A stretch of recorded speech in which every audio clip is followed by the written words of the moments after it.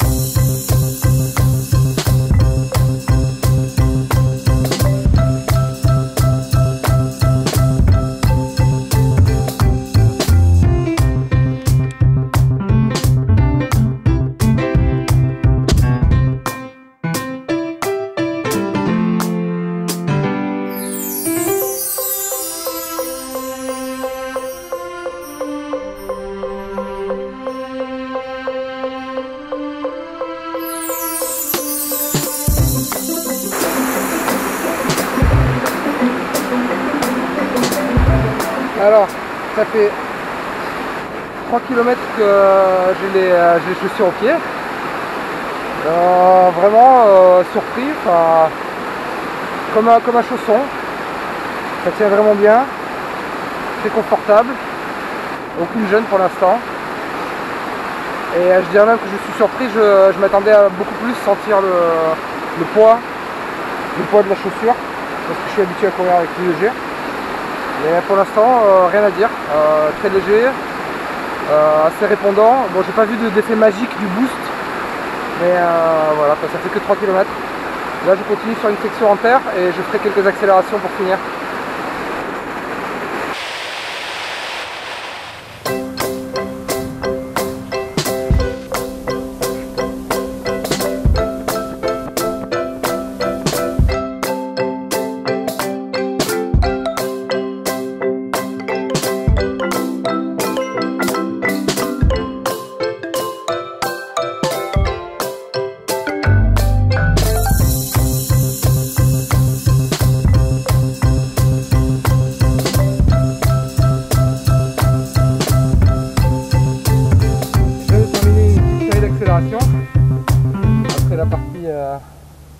terre de l'autre côté de la rivière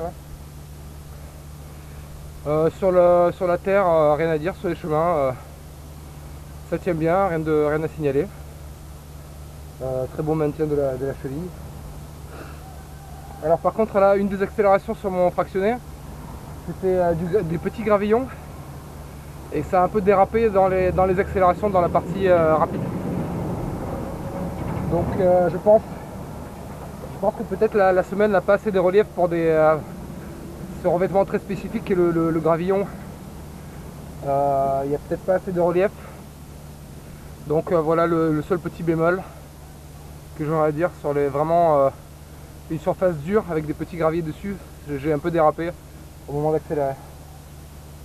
Bon, c'est normal, je vais trop vite certainement.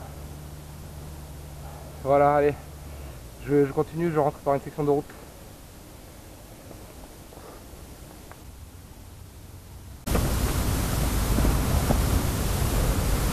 Alors, je reviens sur le banc. J'ai eu un petit problème de batterie, mais maintenant je suis de retour pour vous faire. Donc j'ai parlé pour rien tout à l'heure. Là je reviens au crépuscule pour vous faire le feedback sur cette chaussure, la Supernova Glide 8. Donc globalement, premier point, super confortable. C'est la première chose que je dois souligner.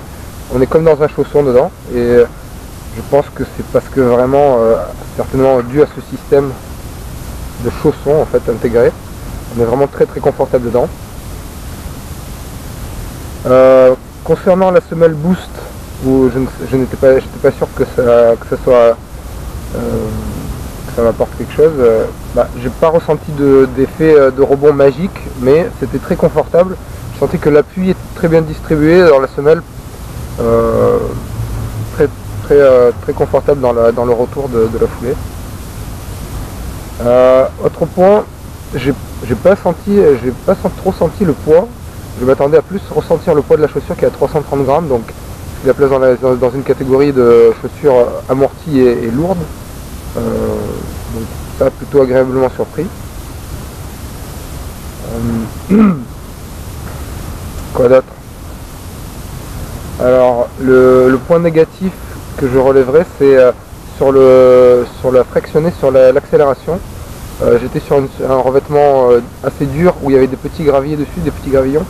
Et la forme de cette semelle, j'ai dérapé un peu lors des phases d'accélération.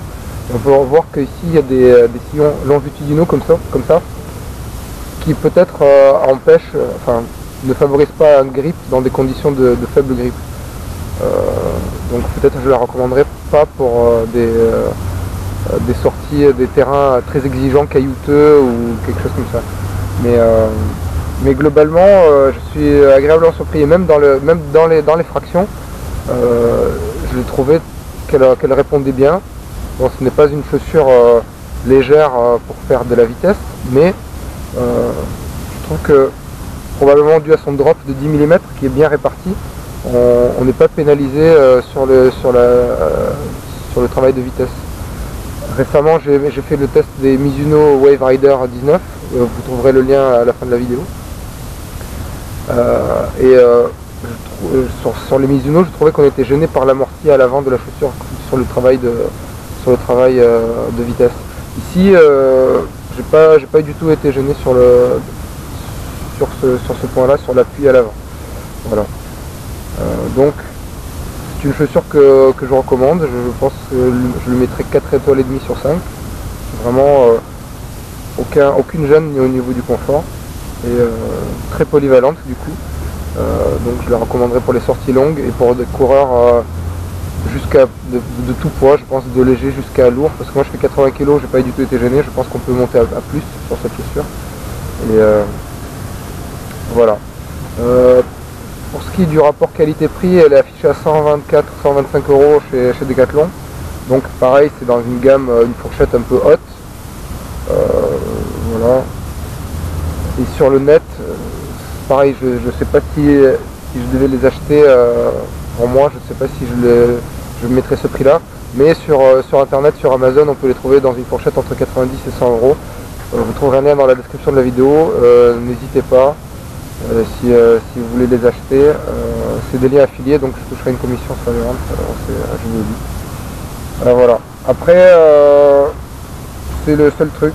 Question look, je dirais que, je sais pas, je trouve qu'elles ont un look un peu basique.